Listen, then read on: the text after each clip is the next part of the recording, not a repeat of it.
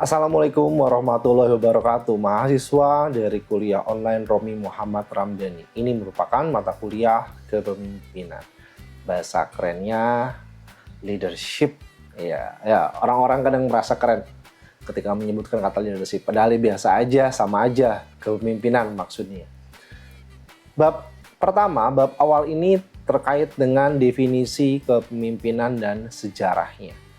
Kita awali sebagai prolog bahwa yang namanya kepemimpinan itu akan membahas bagaimana orang atau pemimpin akan melakukan stimulasi, akan memobilisasi, akan mengarahkan, mengordinir orang-orang dalam tim kerjanya. Oke. Kepemimpinan merupakan bagian fungsi dari manajemen yang dimiliki orang-orang yang menduduki posisi atau jabatan yang strategis. Dalam artian, ya pasti dia akan memiliki orang-orang yang dipimpin. Orang-orang inilah yang akan nanti dikoordinir. Yang selanjutnya kita akan nanti bahas mengenai definisi kepemimpinan.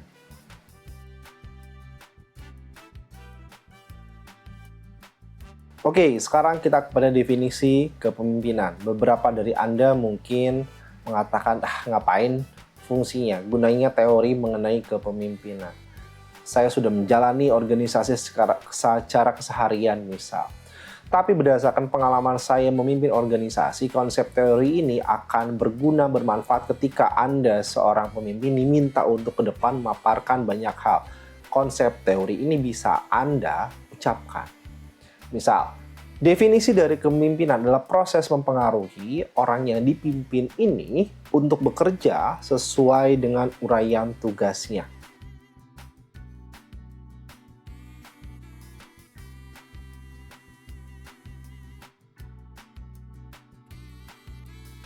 Mencapai tujuan organisasi tentu saja. Banyak definisi kepemimpinan dari para tokoh. Nanti saya paparkan teksnya ya. Seiring berakhirnya dengan video ini. Nah, sebelum kepada pemaparan teks tersebut yang ingin saya kemukakan adalah terkait dibaginya terkait kepemimpinan. Ada kepemimpinan secara proses, ada kepemimpinan secara atribut. Maksudnya apa? Proses ini bagaimana seorang pemimpin mampu menjelaskan, mampu menjernihkan apa tujuan yang akan dicapai oleh organisasi, oleh kelompoknya ini. Setelah komunikasinya lancar ini, lalu pemimpin memotivasi caranya, upayanya mencapai tujuan ini bagaimana. Dan untuk mencapai ini dalam perjalanannya perlu dibangun budaya yang produktif, budaya yang baik dalam organisasi. Sehingga semuanya merasa aman, nyaman tentu saja dan sehat. Apa gunanya ketika tujuan organisasi tercapai tapi para anggotanya sakit, kan kacau gitu. Nanti keluar kos lagi perusahaan, keluar pembiayaan lagi dari sana. Lalu bagaimana itu proses? Pembagian secara atribut bagaimana? Atribut maksudnya adalah kepemimpinan merupakan salah satu karakter yang perlu dimiliki oleh seorang pemimpin. Itu kepemimpinan. Lantas apa definisi dari pemimpin itu sendiri? Adalah orang ataupun sosok yang mampu mempengaruhi orang-orang yang dipimpinnya untuk menjalankan tugas-tugasnya, mencapai tujuan organisasi tanpa kekerasan atau kekuatan fisik.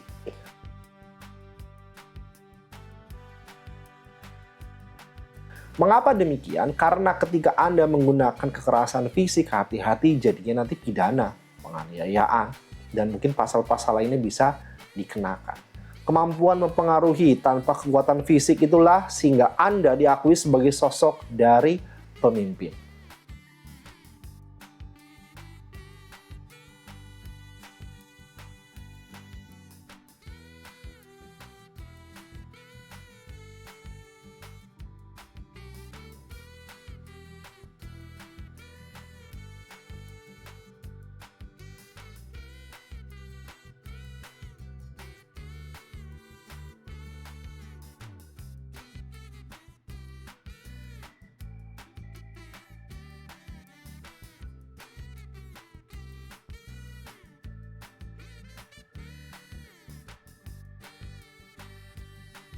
Bagaimana dengan sejarah kepemimpinan? Dikatakan bahwa kepemimpinan ini awalnya seiring dengan atau selarasnya ada sejarah peradaban manusia. Ketika manusia ini ada, manusia dengan sendirinya mereka akan merasakan butuhnya dipimpin, pengorganisiran. Bisa jadi pemimpin ini secara formal ditegaskan, oke, kita mengakui bahwa semuanya ini adalah pemimpin kita, A, alpha dikatakan, pemimpin itu. Tapi bisa jadi tidak perlu ada pengakuan secara tegas, tapi orang-orang mengakui bahwa pemimpin ini, oke, ini pemimpin komunitas kita secara non-formal. Apapun itu, poin terpenting biasanya pemimpin dipilih, diakui karena kelebihannya. Apapun itu, kelebihan secara konteks manfaat yang lebih di komunitasnya. Misal saja, contoh sekarang, Anda seorang mahasiswa, Anda ingin makan siang, alokasi uang makan siang Anda ada 20.000 tapi bingung tempatnya di mana ya. Berpikir 5 orang di antara Anda, lalu ada 1 orang bilang, oke, 20.000, saya tahu tempat makan enak, ada di sini alamatnya, ayo kita ke sana, jalannya lewat sini. Perhatikan bagaimana seorang pemimpin mengemukakan idenya untuk mencapai tujuan dari organisasi ataupun kumpulan orang-orang ini. Perhatikan tujuannya kan makan, dengan alokasi syaratnya uang 20.000. Tempatnya pemimpin ini yang mengarahkan. Tercapai tujuannya. Oke. Gambaran dari sejarah kepemimpinan.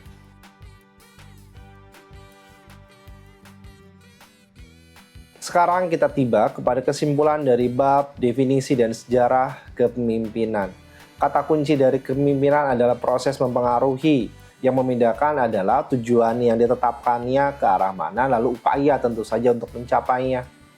Ketika ada proses mempengaruhi dengan tujuan untuk merusak, bisa jadi Anda perhatikan berita-berita kriminal itu ada pada faktanya, ataupun bagaimana proses mempengaruhi untuk membangun. Pertanyaannya apabila muncul kepada saya, Pak, apabila saya sekarang memimpin organisasi yang merusak, apakah saya perlu pindah atau tetap? Jawaban saya, itu pilihan hidup Anda. Yang perlu Anda ingat, apapun yang Anda lakukan akan kembali ke diri Anda. Tinggal waktu yang akan menjawabnya. Entah kapan, entah dari arah mana atau dari siapa. Apapun yang kita lakukan akan kembali untuk menjadi pelajaran.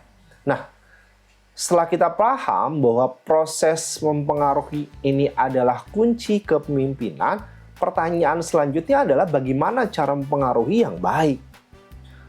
Ini biasa saya sharing di Hypno Leadership.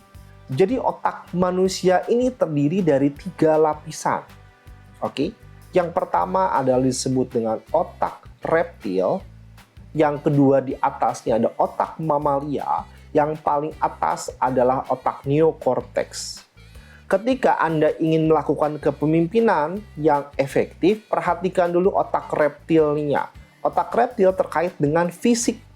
Jadi, ketika Anda akan memberikan pengaruh kepada orang lain, apapun jenis pesan yang ingin disampaikan, pastikan fisiknya ini nyaman dan aman dulu. Sudah makan belum? Sudah minum belum? Terlalu panas kah atau terlalu dingin yang dirasa?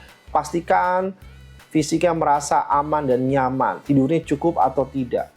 Setelah demikian, sampaikan dengan emosi yang hangat, emosi yang positif. Bukan marah-marah, nggak jelas, bukan membuat kerusakan. Emosi ini terkait dengan otak mamalia. Setelah itu, sampaikan dengan komunikasi yang jernih. Setelah itu barulah di neokortex itu akan menyerap informasi atau apa yang perlu dilakukan.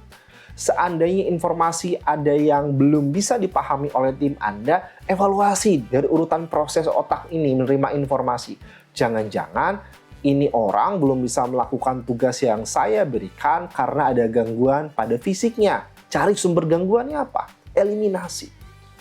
Jangan-jangan emosi yang saya sampaikan ini kurang tepat untuk karakter orang ini. Maka seorang pemimpin karakternya perlu belajar psikologi secara praktis juga untuk memahami bagaimana bereaksi, bagaimana untuk menyampaikan informasi.